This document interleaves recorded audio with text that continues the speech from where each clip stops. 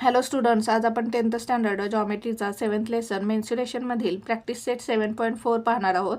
याच्यामध्ये आपल्याला area of segment find करायचा आहे. प्रथम आपण सेगमेंट ऑफ अ सर्कल म्हणजे काय हे समजून घेऊ. आता सेगमेंट ऑफ अ सर्कल म्हणजे काय पहा. आता या ठिकाणी हे एक सर्कल आहे. या सर्कलचा ओ हा काय आहे, सेंटर आहे. आता या सर्कलमध्ये ए बी ही एक काय आहे, कॉर्ड आहे आणि या कॉर्डमुळे काय झालेले आहेत, या सर्कलचे 2 पार्ट्स झालेले आहेत. ए एक्स बी हा एक पार्ट झालेला आहे आणि ए वाय बी हा एक पार्ट तयार झालेला आहे.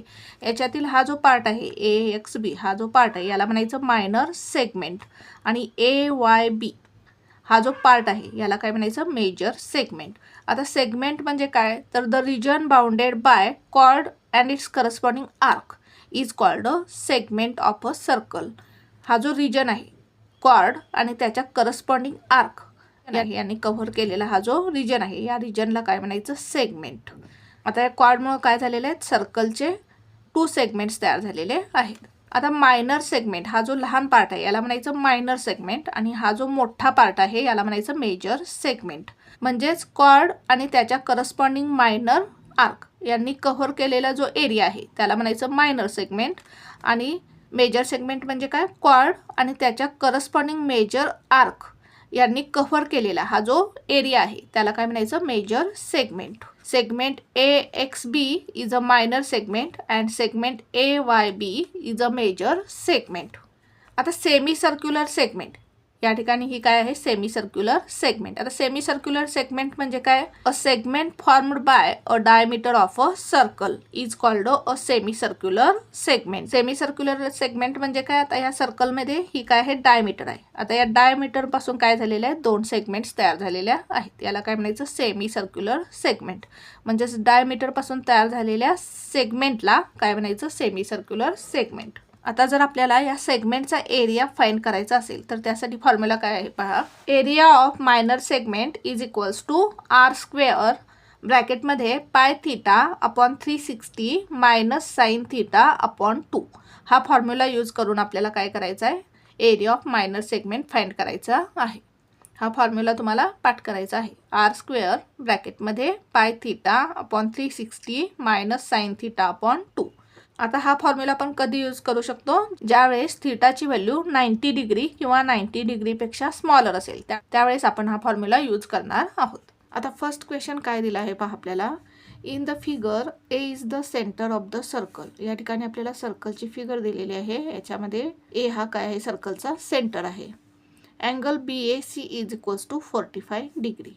आता हा जो अँगल आहे बी ए सी याचं मेजर आपल्याला दिलेलं आहे 45 डिग्री. म्हणजेच हा अँगल थीटाची व्हॅल्यू किती दिलेली आहे, 45 degree. And A C is equals to 7√2 centimetre. आणि ए सी ही काय आहे, सर्कलची रेडियस. याचं मेजर किती दिलेलं आहे, 7√2 सेंटीमीटर. आणि आपल्याला काय फाइंड करायचं आहे, area of segment B X C. आणि हा जो सेगमेंट आहे बी एक्स सी याचा एरिया आपल्याला फाइंड करायचा आहे. आता हा कॉर्ड बी सी आणि याच्या करस्पॉन्डिंग ही जी मायनर आर्क आहे ज्यापासून तयार झालेला हा जो सेगमेंट बी एक्स सी आहे याचा एरिया आपल्याला फाइंड करायचा आहे. आता आपल्याला फॉर्म्युला माहिती आहे एरिया ऑफ सेगमेंटसाठी. एरिया ऑफ सेगमेंट काढण्यासाठी फॉर्म्युला काय आहे, आर स्क्वेअर ब्रॅकेटमध्ये pi theta upon 360 minus sine theta upon 2. आता आरची व्हॅल्यू आपल्याला दिलेली आहे, थिटाची व्हॅल्यू आपल्याला दिलेली आहे. मग आपण या फॉर्म्युलेचा यूज करून आपण एरिया ऑफ मायनर सेगमेंट काढून घेऊ. आता टेक्स्टबुकमध्ये जर आपण आन्सर पाहिलं तर बी ए सी हा अँगल 45 डिग्री असला पाहिजे. त्यामुळे आपण काय करू, हा angle B A C 45 degree घेऊन एक्झाम्पल सॉल्व करू. प्रथम आपण गिवन लिहून घेऊ. आता आपल्याला काय काय दिलेलं आहे पहा.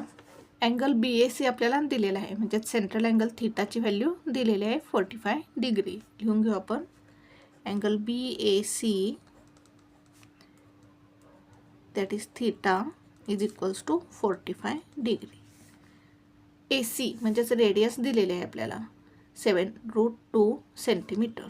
Radius of the circle R is equals to 7√2 centimetre. आणि आपल्याला काय फाइंड करायचं आहे, हा जो सेगमेंट आहे या सेगमेंटचा एरिया आपल्याला फाइंड करायचा आहे. म्हणजेच area of segment B X C आपल्याला फाइंड करायचा आहे. Area of segment B X C find करायचा आहे.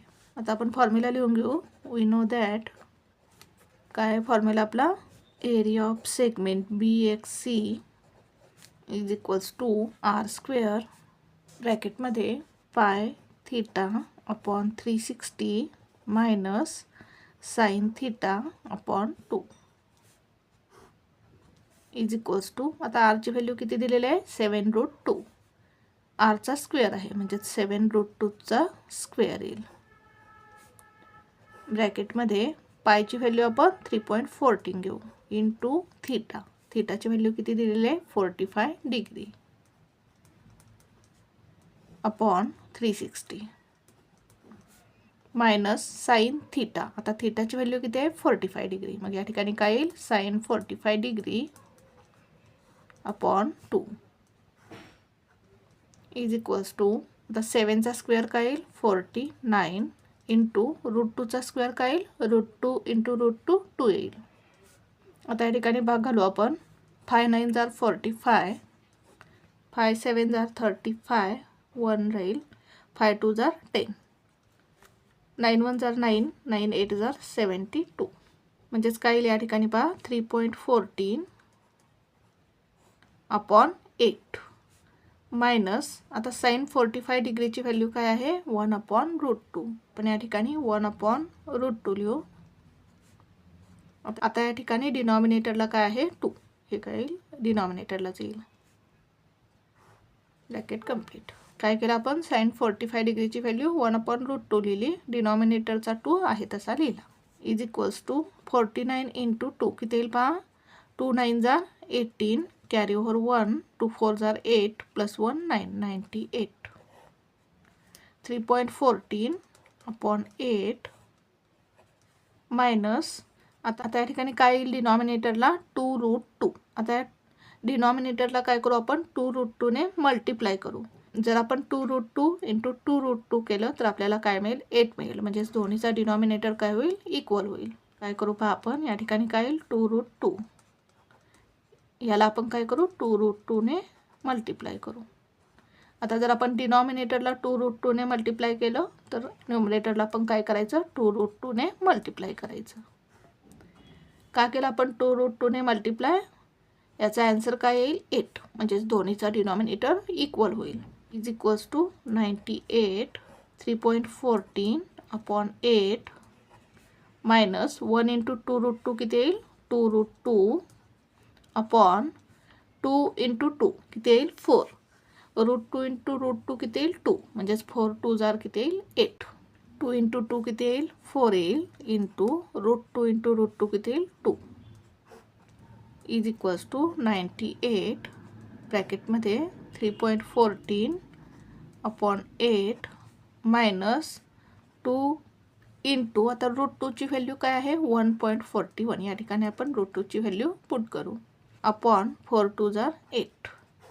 या ठिकाणी लिहू आपण √2ची value, √2 is equals to 1.41 is equals to 98. ब्रॅकेटमध्ये 3.14 अपॉन 8 मायनस 2 इंटू 1.41 किती येईल पहा, 2 1 जार 2, 2 4 जार 8, पॉईंट 2 1 जार 2, 2.82 अपॉन 8 इज इक्वल्स टू 98. ब्रॅकेटमध्ये आता डिनॉमिनेटर इक्वल आहे, 3.14 minus 2.82 upon 8.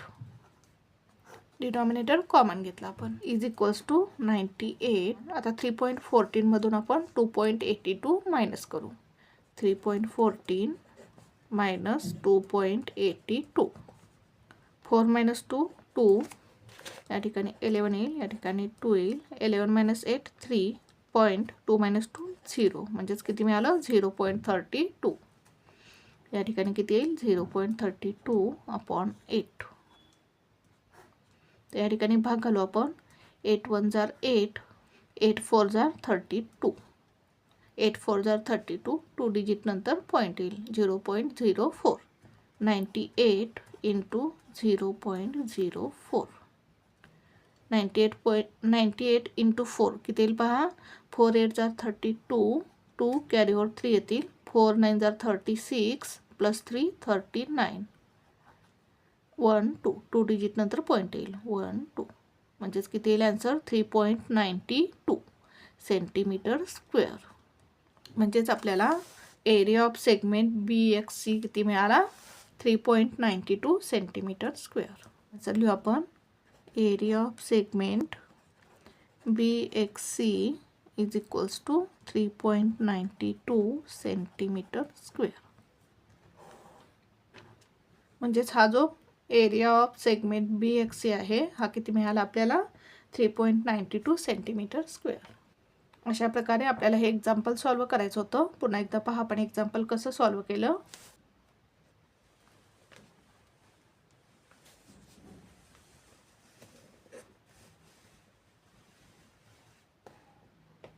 Thank you for watching this video. जर तुम्हाला व्हिडिओ आवडला असेल तर व्हिडिओला लाईक करा, कमेंट करा, शेअर करा आणि चॅनलला सबस्क्राईब करा.